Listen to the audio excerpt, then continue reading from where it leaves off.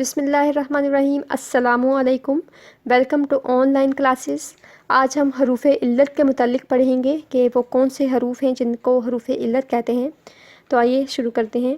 ایسے حروف جو کسی بات کا سبب، وجہ یا باعث بیان کرنے کے لیے استعمال ہوں حروف علت کہلاتے ہیں یا حروف تعلیل کہلاتے ہیں، جیسے کہ آخر، کیونکہ، اس لیے، اس واسطے، اس باعث، لہٰذا، چونکہ وغیرہ۔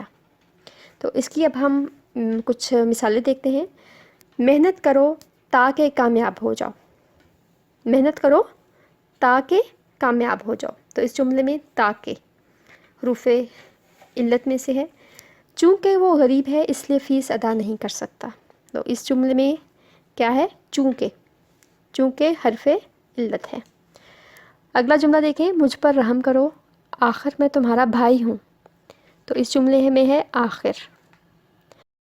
اگلا جملہ ہے، میں اس لیے جاؤں گا کہ اس سے ملاقات ہو جائے، اس جملے میں ہے اس لیے۔ اگلا جملہ ہے، تم نے وعدہ توڑا لہٰذا اب میں بھی پابند نہیں، تو اس جملے میں حروف علت میں سے ہے لہٰذا۔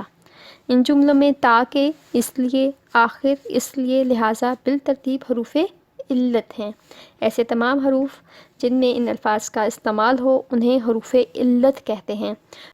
امید ہے آپ کو اس سبق کی بہت اچھی طرح سے سمجھ آ گئی ہوگی۔ ملتے ہیں نیکسٹ ویڈیو میں۔ اللہ حافظ۔